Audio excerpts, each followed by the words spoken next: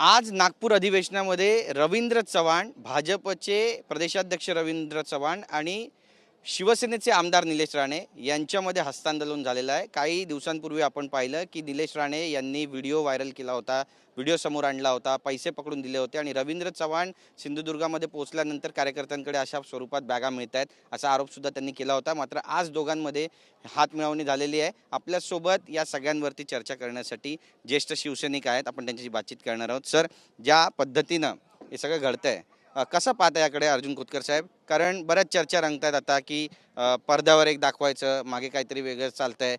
कसा विश्वास ठेवायचा नेत्यांवरती? लोकांमध्ये संभ्रम आहे। हे बघा, निलेश राणे हा अत्यंत कर्मठ आणि रोखठोक माणूस आहे। त्याने अंगावर आले की शिंगार गो ही भूमिका सुद्धा स्पष्ट केलेली आहे।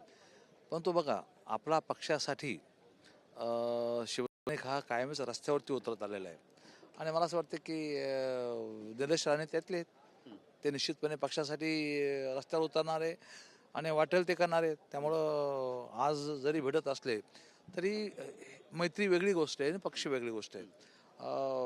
ही आनंद आहे, दोघं भेटत असेल, बोलत असतील तर आनंद आहे। पण तो पक्षाची भूमिका, पक्षाची लाईन कधीच निलेश राणे बदलणार नाही। मग कोणी समोर आलं तर बदलणार नाही नक्कीच। आणि हेच प्रत्येक शिवसैनिकाचं ब्रीदवाक्य, पक्षाची लाईन कोणी बदलणार नाही। 100% नाही, कोणीच बदलणार नाही। आम्ही बदलणार नाही, निलेश राणे बदलणार आहे। पक्षाच्या अंगावर जे येईल त्याला फेस करू शकतो आम्ही। नक्कीच। पण निलेश राणे सोबत हे पण म्हणतात की कोर्टामध्ये प्रकरण प्रलंबित आहे आणि कोर्टाचा ज्यावेळी निकाल लागेल त्यावेळी पुढची भूमिका सुद्धा ते मांडणार आहेत। याचा अर्थ नेमका काय काढायचा? म्हणजे भविष्यातही हा संघर्ष असाच पेटत राहील सिंधुदुर्गामध्ये आणि प्रदेशाध्यक्ष रवींद्र चव्हाण ज्या पद्धतीनं पक्षप्रवेश करून घेत होते, बरीचशी टीका टिप्पणी त्यांच्यावर पण शिवसैनिकांनी केली, भाजपने पण शिवसेनेच्या नेत्यांवरती बरीचशी चिखलफेक केली। कसं पाहता? संघर्ष वाढताना दिसतोय की आता संपलेला आहे? नाही, निलेश राणे तशा संघर्षातून पुढे आलेलं नेतृत्व आहे आणि तुम्हाला कल्पना आहे की बंडखोर आहेच थोडेसे ते। त्यामुळे मला असं वाटतं की ते कोणतीही गोष्ट खपून घेणार नाहीत आणि माननीय शिवसेना प्रमुखांनी शिंदे साहेबांनी असा शिवसेना घडवलेला आहे।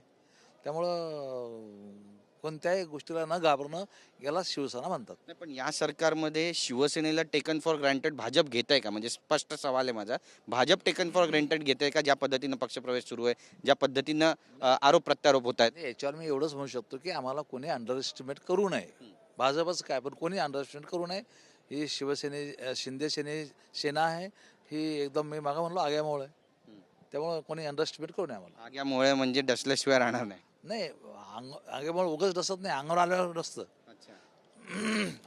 वारंवार मुंबईबद्दल जर बोलायचं झालं तर मंगल प्रभात लोढा म्हणतात की मुंबईमध्ये भाजपचा महापौर बसेल, शिवसेनेचे नेते मंत्री म्हणतात की महायुतीचा बसेल। कसा अर्थ काढायचा आहे? शिवसेनेशिवाय म्हणजे शिंदे सेनेशिवाय मुंबईचा महापौर होऊ शकत नाही।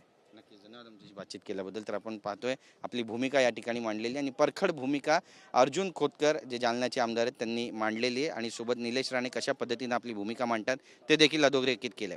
कॅमेरापासून योगेश गुरवसा, गिरीश गायकवाड, TV9 मराठी, मुंबई।